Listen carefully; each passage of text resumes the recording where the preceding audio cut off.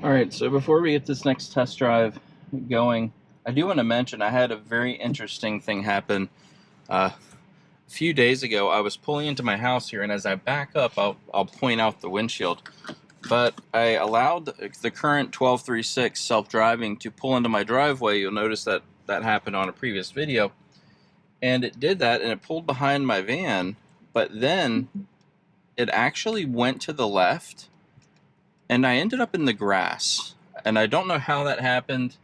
Um, it was really strange, and it happened so fast. I don't know if I took control wrong, or maybe the cameras were degraded. You know, I just recorded a video talking about cleaning the cameras, but it was very unsettling to say the least.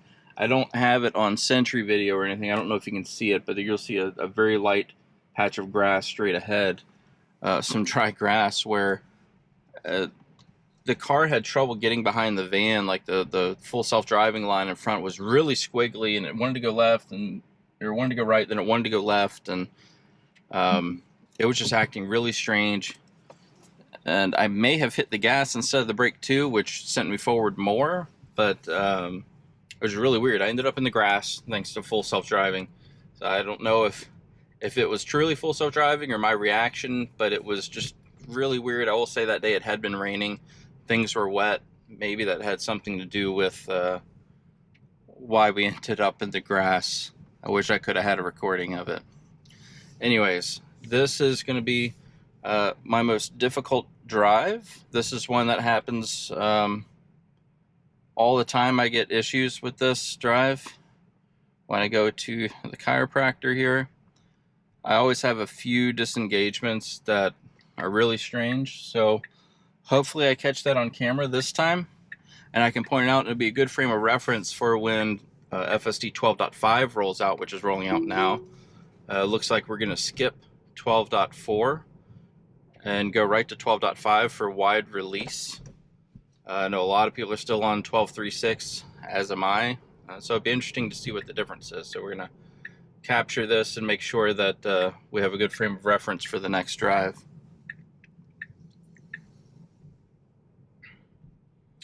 It always gets so close to trash cans and mailboxes. This is a great test.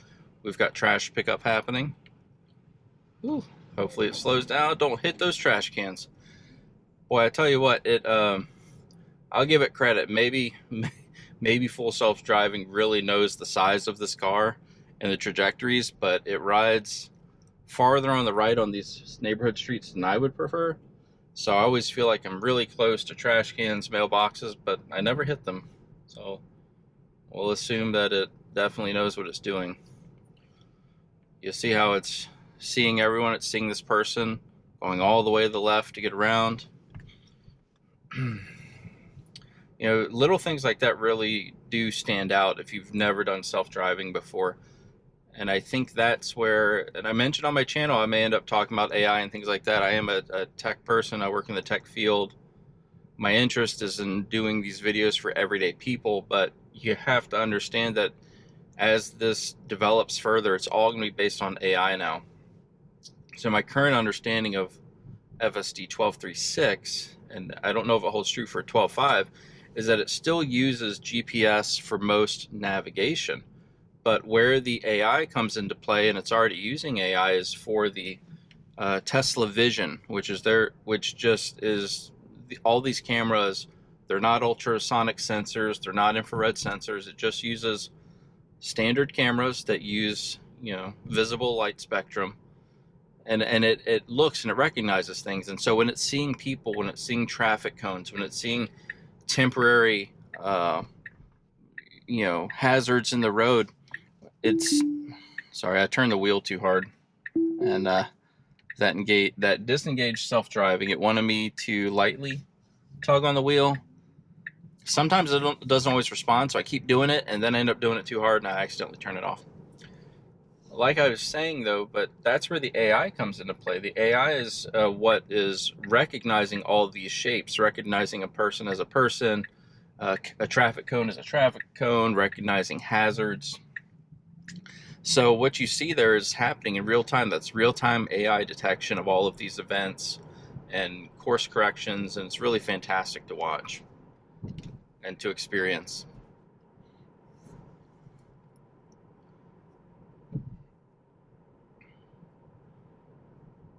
It's probably also a good time to mention the cruise control speed limit. So I believe it changes with the different driving profiles. Like, see how this turned? Like, it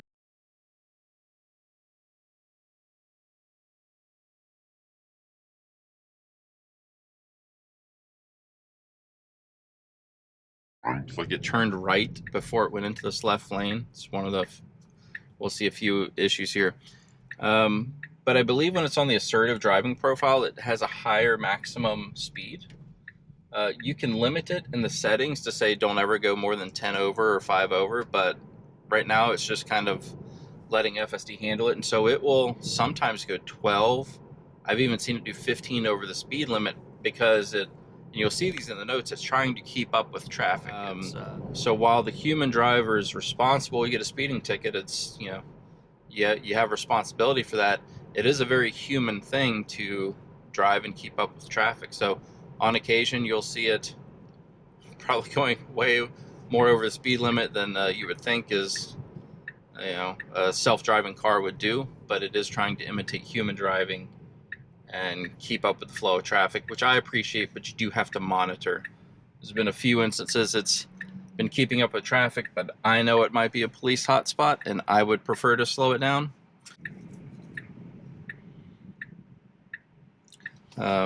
While we're sitting here with these driving profiles, I do prefer the assertive profile more than the chill or relaxed, because I am a more assertive driver, but sometimes I will tap this minimal lane change, and that strikes a good balance, because the most annoying thing with 12.3.6 is sometimes it does frequent lane changes, especially in assertive driving mode where you don't really want it to. So I feel like that's a good combination for me. As opposed to being on average, I like to be more assertive, you know, some harder acceleration, maybe a higher speed, but fewer lane changes, because I don't quite trust the car that much yet. And here we go. It does go slow through these turns. I've noticed most times it prefers not to accelerate until it's out of a turn, whereas most people will accelerate about halfway through the turn. I believe full self-driving likes to complete a turn at a constant speed and then accelerate. I do see a cop in my side view. That always makes me nervous with full self-driving, because I'm coming up to a point where it tends to get things wrong, and I don't want to have that. Kind of makes me nervous, letting the car do what it wants with the policeman nearby. Tell you what, though, it's got some quick acceleration. I'm on assertive driving profile, and it really does get off the line. And this is where I hope it doesn't speed up anymore for the police officer here. All right, so right up here, we should be going straight through this intersection. I'm in the left lane. This is both a straight and a turning lane. You'll see that it wants to go straight. Every single time I've come up here, though, it stayed in this lane, put on the blinker, and tried to go left. We'll see what it does now. Maybe it'll make a liar out of me. Typically, there's a long line of traffic with blinkers on. Hey, a Cybertruck.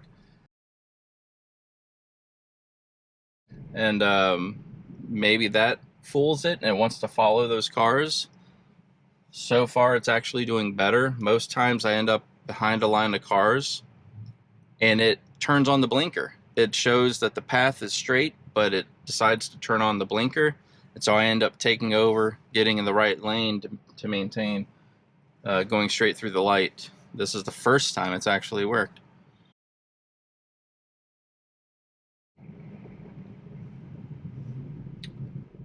This is the first time it successfully navigated this intersection. I don't think it's a coincidence that there was no line of cars this time with blinkers on ahead of me.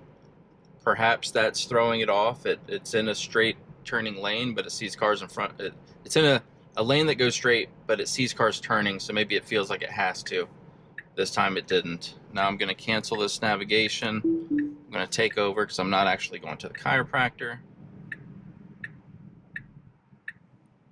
Alright, this is the second video of my drive today.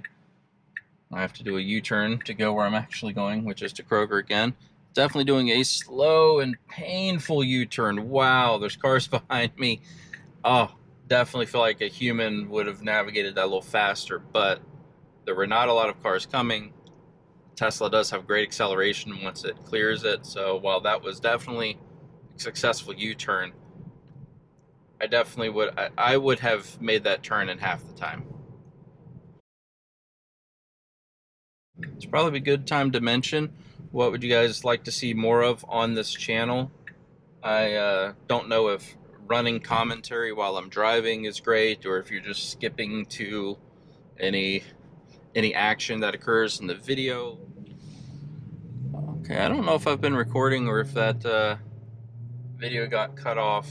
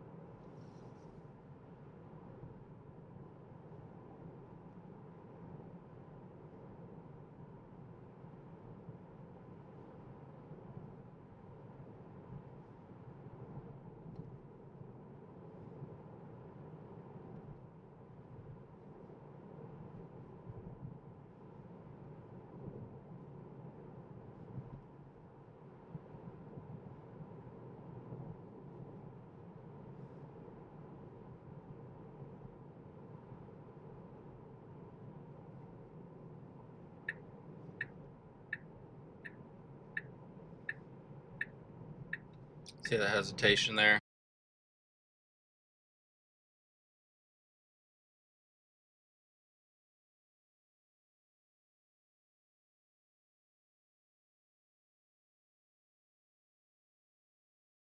Turns in, backs off, and then turns into the lane. Definitely the first thing I'm going to be looking for with the next update. See if that's removed. And just as an FYI, when 12.5 comes out, 12.5 is the version Elon says combines their city and highway code bases. So apparently, up until now, they've existed as separate code bases, hundreds of thousands of lines of code for each. And those code bases specialize on how to operate in city versus how to operate on the interstate. And now with everything going to their end-to-end AI neural networks, the AI is essentially rewriting all of the code that's necessary or handling it in real time.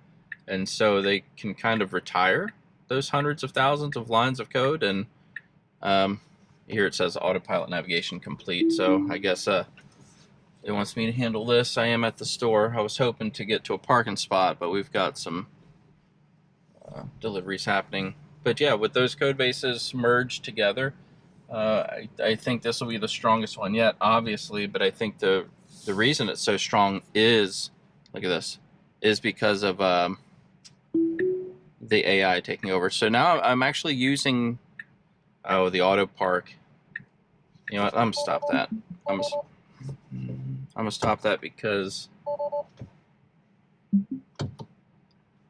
sorry, that was weird.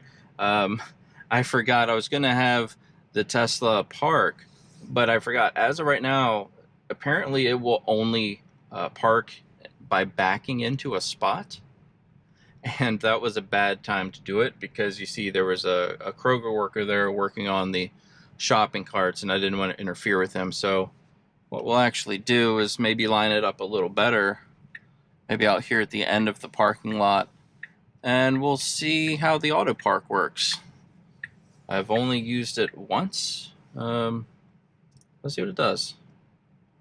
Let me actually pull up next to this cart return thing too. Let's see if it can park here. A little bit it'll have to contend with. Let's get into the spot right next to the cart return. And let's see what happens.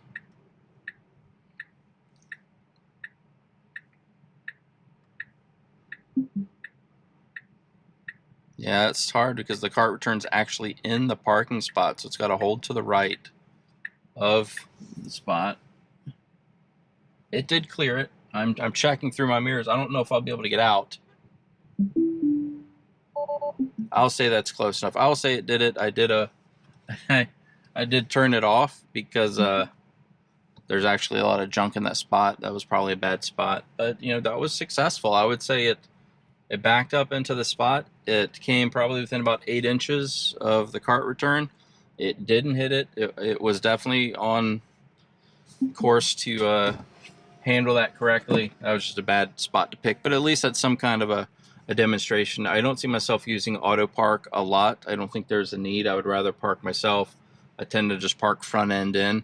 I do believe Elon said that will be coming eventually, but right now your Tesla will only auto park by backing into a space. So remember that. Try and use it, especially if you're in a parking garage. That would probably not go over so well.